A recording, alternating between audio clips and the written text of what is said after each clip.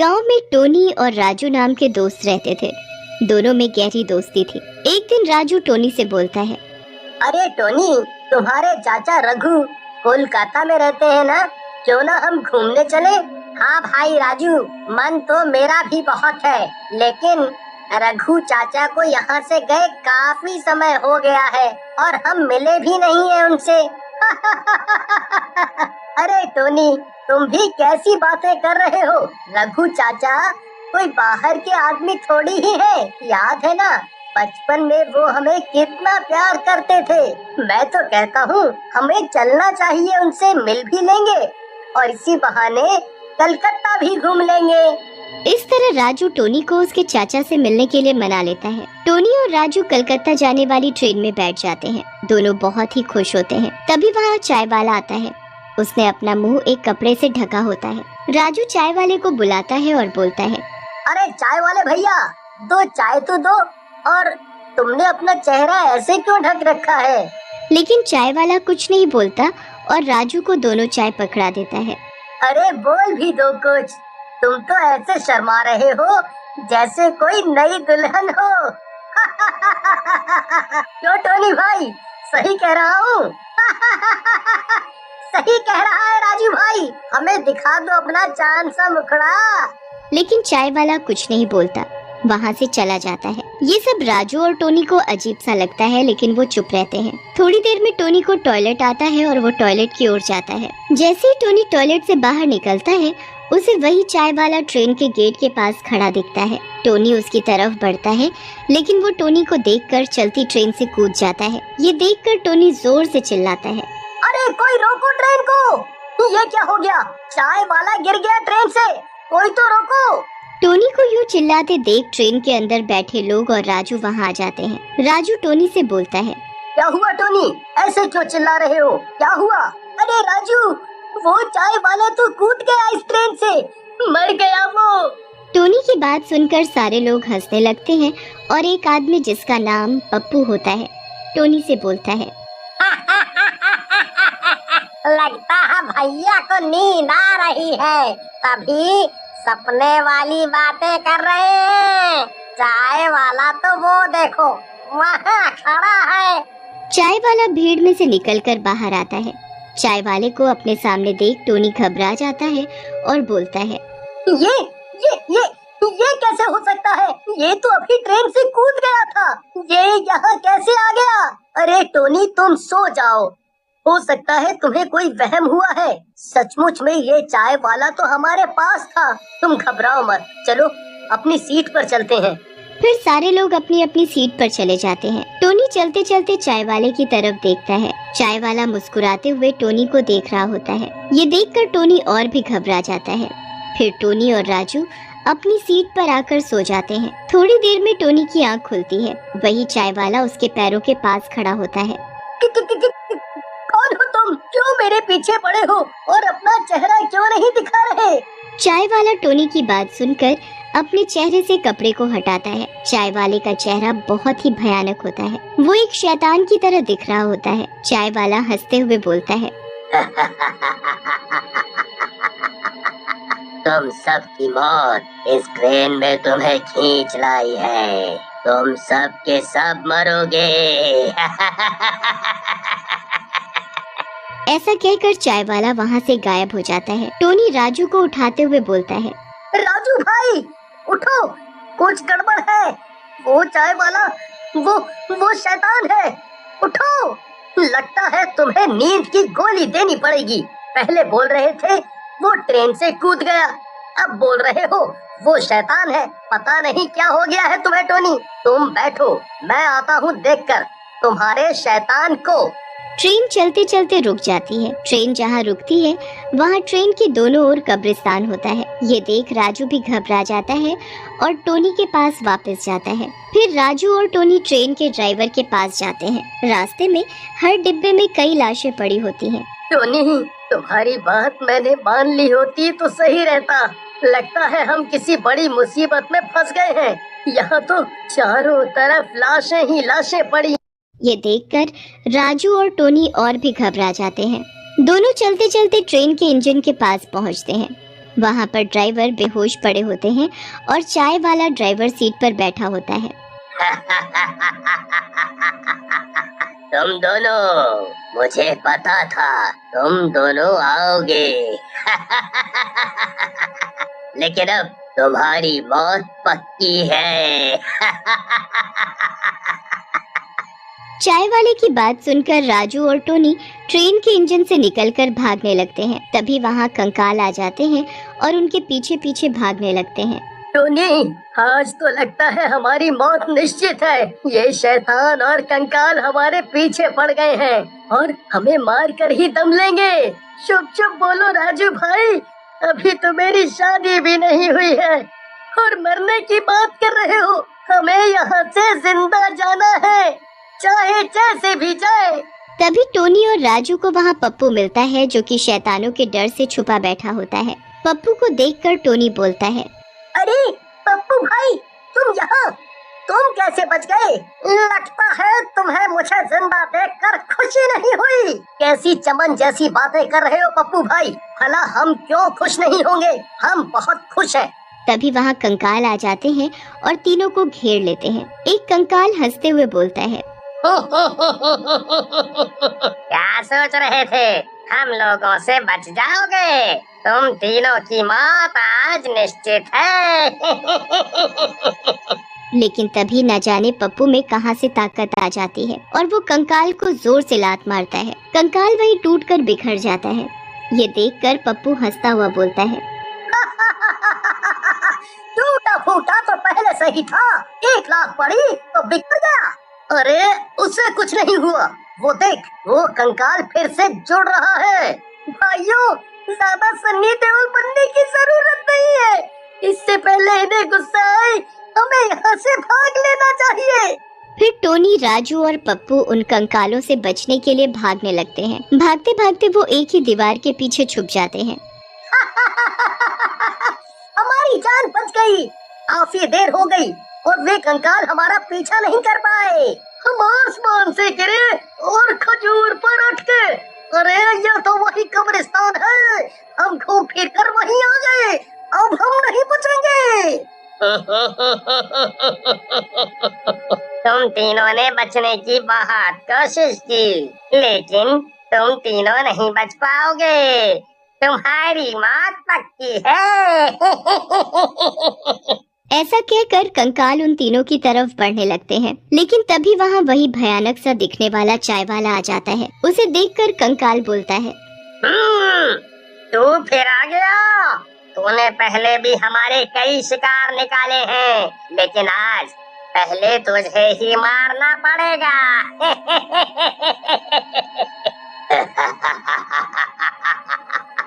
मुझे पता था एक ना एक दिन तुम सब मुझे भी मारने की कोशिश करोगे, इसीलिए मैंने तांत्रिक से तुम लोगों से छुटकारा पाने का एक उपाय करवा लिया था। ऐसा कहकर चाय वाला अपनी जेब से भभूत निकालकर उन कंकालों के ऊपर गिरा देता है। सारे कंकाल जलने लगते हैं और थोड़ी ही देर में जलकर भस्म हो जाते हैं। पप्पू, राजू और टोनी चाय वाले के पास जाते हैं और बोलते हैं, तुम तो महान हो भाई, हम तो तुम्हें ही शैतान समझ रहे थे, तुमने हमारी जान बचाई। मैं तो अपना फर्ज निभा रहा था, लेकिन तुम लोग यहाँ से निकल जाओ, कहीं फिर से कोई शैतान ना आ जाए। चाय वाले की बात सुनकर तीनों बहुत डर जाते हैं और वहाँ से जाने लगते हैं। तभी राजू पीछे मुड़कर देखने लगता है। ये देख चाय वाला बोलता है, तुम तीनों यहाँ से चले जाओ और पीछे मुड़कर मत देखो, नहीं तो हो सकता है फिर से कोई शैतान आ जाए। चाय वाले की बात सुनकर तीनों बिना मुड़े सीधे सीधे जाने लगते हैं। तभी चाय वाला जोर जोर से हंसने लगता है। जाओ जाओ, आगे तुम्हारी मौत तुम्हारा इंतजार कर रही है। कोई मौत के हाथों से बचा है आज तक?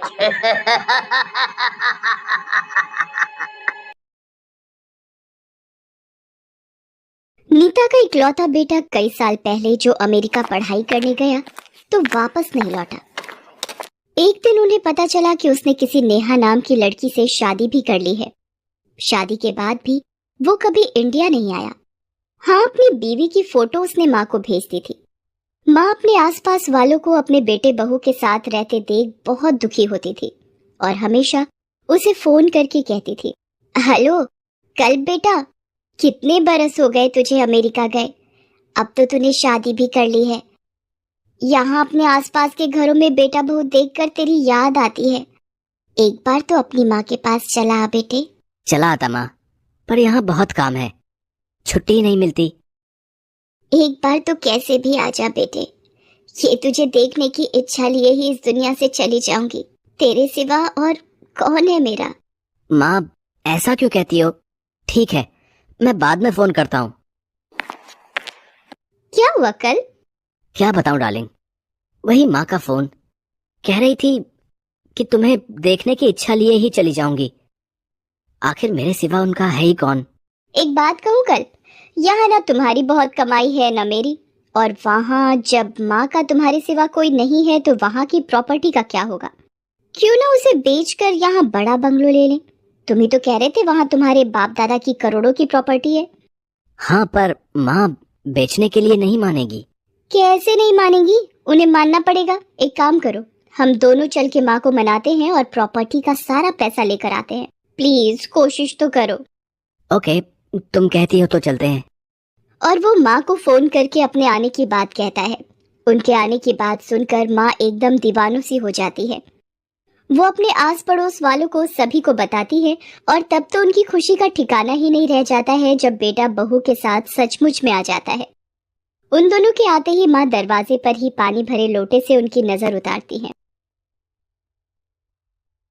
अरे, मैं तो समझी थी अमेरिका में रहकर हमारी बहू, पर बहू तो बड़ी संस्कारी है। माँ, इसे मैंने शादी से पहले ही कह दिया था। मेरी माँ को संस्कारी बहू पसंद है, वरना मैं शादी नहीं करूंगा। ये मान गई। बेटे की बात सुनकर और बहू की सेवा देखकर माँ खुश हो जाती है। वो उनकी बहुत आव भगत करती है। बहू भी उन्हें खूब मस्के लगाती है। रात को उनका बिस्तर ठीक कर देती है, सोते हुए उनके पैर दबाती है। आस पड़ोस वाले भी बहू को ऐसी सेवा करते देख बहू की तारीफ करते हैं। 2 दिन ऐसे ही मस्केबाजी में गुजरने के बाद वो माँ से प्रॉपर्टी बेचने की बात करते हैं। सुनते ही जैसा कि उन्होंने सोचा था, माँ मना करती है।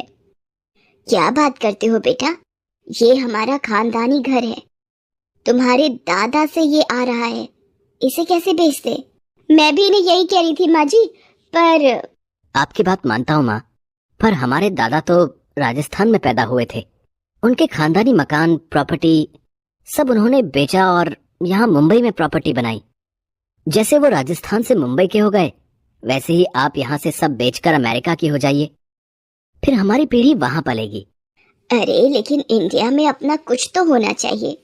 मैं भी इनसे यही कह रही थी माँ जी, पर माँ, राजस्थान में अपना कुछ नहीं है तो इतने सालों में क्या फर्क पड़ा? वैसे ही इंडिया में भी कुछ नहीं रहेगा तो क्या फर्क पड़ेगा? अमेरिका में हमारे कई पड़ोसी ऐसे हैं, बरसों से सभी सुखी हैं। हाँ, मैं भी यही कहने वाली थी माँ जी, आप भी हमारे साथ वहीं रहो। आपके पैर छूकर काम पर जाऊंगी, रात को आकर आपके पैर दबाऊंगी। मेरी जिंदगी कितनी खुश नसीब होगी। अगर ऐसा है तो ठीक है बेटे, जैसी तुम्हारी मर्जी। माँ के मानते ही एक पल की भी देरी किए बिना दूसरे ही दिन बेटा बंगलो और बाकी सारी प्रॉपर्टी बेचकर माँ का भी टिकट लेकर उन्हें अपने साथ अमेरिका ले जाने की बात करते हुए उन्हें तैयार करते हैं। वो अपने पड़ोसियों से विदा लेती हैं। सारे पड़ोसी उन्हें विदा करते हुए उनकी और उनके बेटे बहू की तारीफ करते हैं। वाह, कितने अच्छे बहू बेटा हैं, माँ की जिम्मेदारी समझ रहे हैं। नीता बहन, अमेरिका जाकर हमें भूल मत जाना।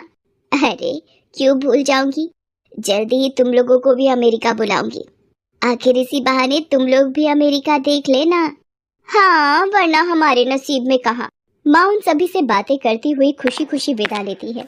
एयरपोर्ट पर पहुंचकर बेटा उन्हें एक जगह बिठाता हुआ कहता है, माँ, आप यहाँ बैठिए, हम कानूनी कार्रवाई पूरी करके आते हैं, तब तक आप यहीं हमारा इंतजार करो। बहू को क्यों ले जा रहा है? इनकी भी कानूनी कार्रवाई करनी पड़ेगी ना। तो मेरी? माँ, पर आप सीनियर सिटीजन में आते हो ना, और सीनियर सिटीजन के लिए हमारी सरकार ने कितनी फैसिलिटी कर रखी है, आप तो जानती ही हो। आप बैठो, हम अभी आते हैं। माँ उनकी बात मानकर वहीं बैठ जाती है। दोनों चले जाते हैं। माँ बैठी रह जाती है। धीरे धीरे शाम हो जाती है पर वो नहीं आते हैं तो माँ बेचैन हो जाती है। तभी कस्टम वाले आकर पूछते हैं, माँ जी, दोपहर से देख रहे हैं आप यहीं बैठी हो, कहाँ जाना है या कोई आने वाला है? नहीं, मैं अमेरिका की फ्लाइट में जाने के लिए बैठी हूँ। दोपहर से तो अमेरिका की 4 फ्लाइट जा चुकी हैं। आपको कौन सी फ्लाइट से जाना था?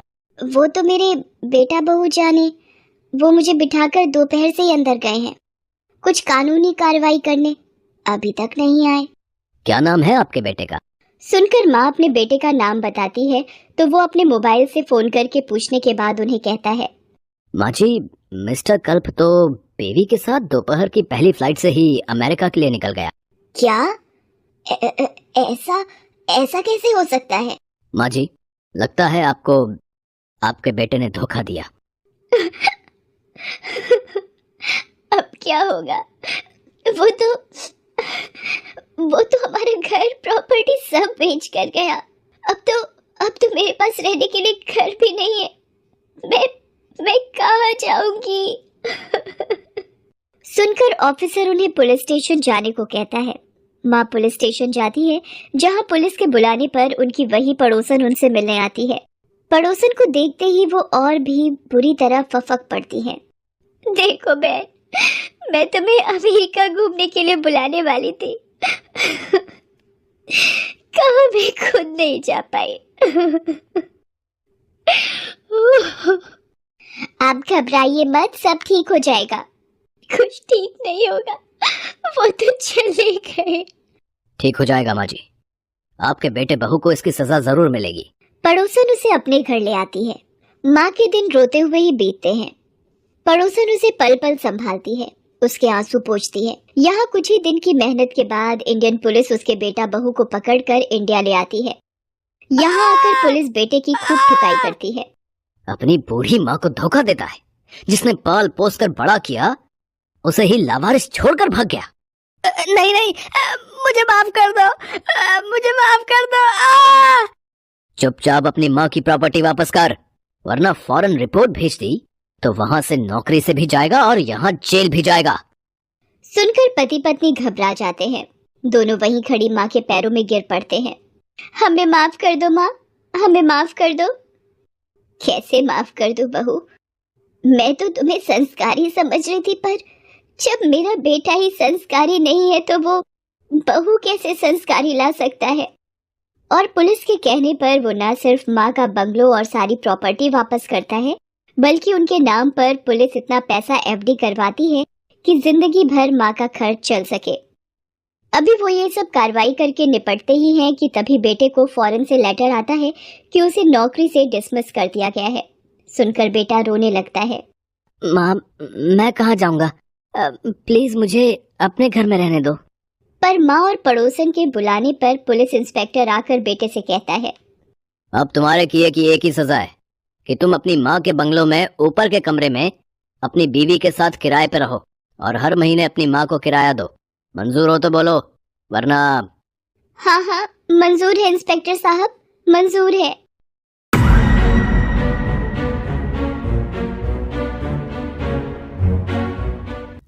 तीन फ्रेंड्स पायल, सना, राधिका वेकेशन एंजॉय करने के लिए सीसाइड जाते हैं। सीसाइड में पायल अपने दोनों दोस्त के साथ बहुत सारी तस्वीरें लेती हैं और उसे सोशल मीडिया में अपलोड करने का सोचती हैं। जैसे ही पायल सोशल मीडिया में पिक्चर्स अपलोड करने लगती है, उसका मोबाइल हाथ से गिर जाता है। मोबाइल गिरने के बाद पायल परेशान हो जाती है और सोचने लगती है सोशल मीडिया में तस्वीरें अपलोड हुए होंगे या नहीं। राधिका अपने मोबाइल से चेक करके पायल को बताती है तस्वीरें अपलोड हो चुकी हैं। लॉजिकल जीनियस, अब सवाल ये है जो पायल के हाथ से मोबाइल नीचे गिरा था वो इन तीनों में से किसका है? सोचिए और अपना जवाब कमेंट में बताइए। पायल के हाथ से जो मोबाइल जमीन पे गिरा था वो सना का है। राधिका ने इंस्टाग्राम ऑन करके जब तस्वीरें चेक करी तो उसमें भी सना का नाम मेंशन था। दोस्तों, क्या आपने भी पहचान लिया था गिरने वाला मोबाइल सना का था?